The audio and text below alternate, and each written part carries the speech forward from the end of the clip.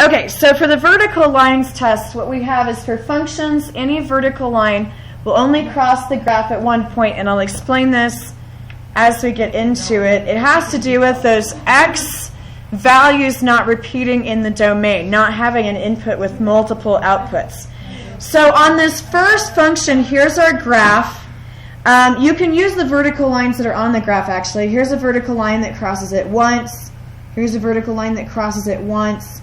Vertical line crosses it once. Is there any vertical line that's going to cross it in more than one place? No. No. So this is a function. Yes, no, yes. And the reason why that works is each of these points has a unique x value. I've got -4, -3, -2, -1. I don't have any x values repeating. Now if I go over here, I have a point right here that looks like it's like negative, I don't know, right? I just wrote 1. Like -3, 2.5. And then another one down here that looks like it's at -3, -0.5. That has the same x value. And if I draw a vertical line there, it's going to hit in multiple places. So this one would not be a function. Because when I put, for example, -3 into this equation, or -2 or -1, I am getting, in some places, 3 different y values, 3 different outputs. That makes it not a function. These are the ones you cannot graph directly on your graphing calculator because they're not a function. I can't put them in y equals form and have a simple equation. All right, so what about this sideways parabola? Is this a function? No. Okay, so that one is not a function. Okay, so the next one would be yes. Now let's talk about when you have endpoints.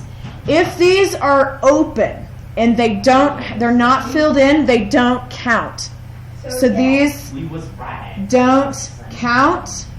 And that would be the only places that they overlap or where those holes are. So this one's okay. This one is a function. So then after that, we're going to learn how to make those this year. It's exciting. Goody.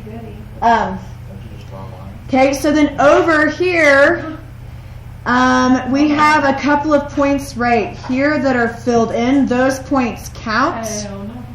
And so this is not a function. So that one's not a function. All right, so down here, what about this first one? Is it a function? Okay, so this is not a function. I'll help you out here. The rest of them aren't functions.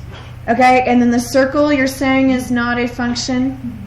I'm gonna help you out. The last one's also not. And the last one's also not. Can you explain why it's not? Because those little dot dudes are filled in, so that means. Okay, so these little points are filled in, so they do count, and that makes it not a function. There's 2 x values there with different y values.